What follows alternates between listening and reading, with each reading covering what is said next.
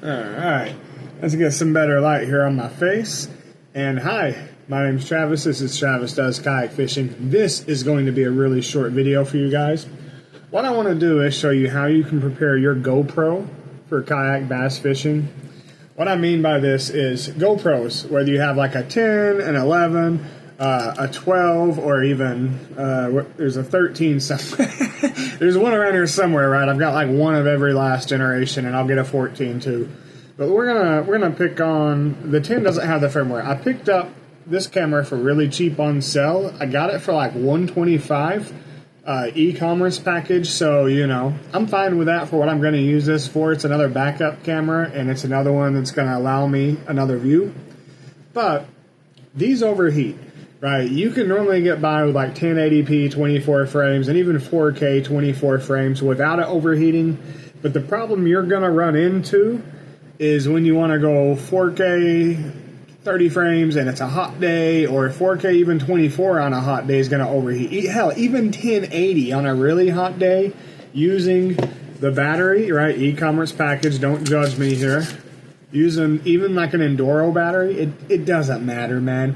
What you want to do is get away from using the battery, and there's really two pieces to that. Well, we'll say three pieces to that. One, you want to be able to run this without using the battery. Now, natively, you've got to have a strong power source for it, and older GoPros, they're easier to do that on, but even a 10 is going to require a substantial power source. I use a YOLO-Tech, which runs with an SAE cable. That's great, right? That lets it power up on basic settings, but if I wanted to run this at 4K, like 60 frames per second, I am going to have to install the custom firmware. So GoPro Labs makes custom firmware, and it is official software. It's not like you're going out and you're getting something off some guy's random GitHub or repository of junk, something that hasn't been tested. You go and get this software, you extract it to your SD card directly. You'll put your SD card in the computer, your micro SD card, doo-doo. Your computer will recognize it. You'll browse there. You'll take the extracted contents that you downloaded, and you're going to put those directly on to the root of the SD card. Did you hear that doo-doo? The insert doo-doo? The outtake. Alright, so I'm going to take the SD card out. Now the thing about me is I've already put my custom firmware on here. I was anticipating this camera, and I'm using a SanDisk Extreme, which works perfect with GoPros of all ages. And we're going to slide it right in to the GoPro slot. But while I have this open, I'm going to go ahead and kill two birds with one stone. And I'm going to pop this waterproof door off, because if I'm getting this GoPro ready for kayak bass fishing, that door does not have a bypass, right? The YOLO-Tech comes with a putty you can use and you can order more. But what I want is a bypass door. So for $10, I picked up this Telson bypass door, which is going to do exactly what I want. All right. And we're going to take and we're just going to pop that guy on. Now, I've got a USB bypass and I can put my putty around it, but it's also designed for the cable to wrap over and go in, preventing rain from getting in there. But it can still get crazy. I would still recommend using like a putty there. I doubt y'all can see that really good, but that's on there. What I'm going to do is take my GoPro. We've got our side door on it, and I want to put my SD card into the slot.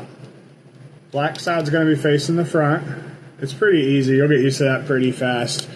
Alright, we're going to put this battery in, and I suspect the battery that shipped with it is not going to have enough charge to go where I need to go with this update. It's probably going to complain about the power source. If that's the case, I'm on timeout. We'll take a break. Let's see. I'm going to bank I'm right.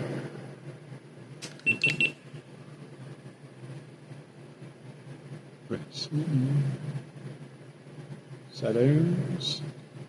Maybe. It might be updating. It's scanning. It's trying to find it.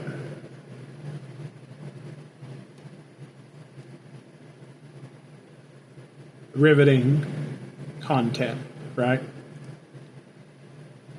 I like to use these little SanDisk SD cards to transfer. My desktop doesn't have a built-in micro SD card, so if you don't have one of those, you're going to want one. So now, with that update completed, I can now run this, and it'll tell you it's run the Beta Labs. I can run this without a battery in it, plugged up on 4K 30, even 5K 30, if my power source and my cable is good enough. That's something I can't stress enough to you kayak bass fishermen. Stop taking them shitty ass cables out there, and I mean that as nice as I can get. I'm talking directly to you. I'm looking you dead in the lens.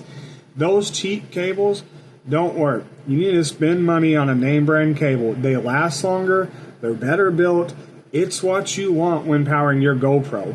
If you're going to use a power brick, you need to go somewhere like YoloTech and get one that's capable of having enough output to charge with that cable. Not even charge, just run. We're not talking about the battery, we're talking about run. All right, so let's power him down a nice way.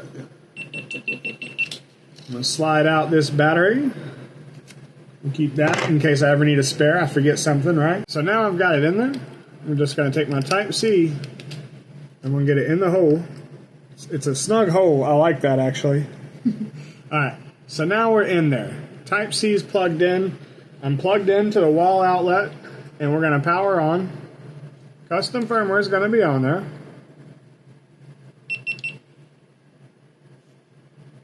It's just letting you know. Now you see we're on 4K 30. I don't like the wide setting though. I'm a big fan of the super wide. We're going to try and do 4K 60 frame super view and see how that works on the 10 with the custom firmware.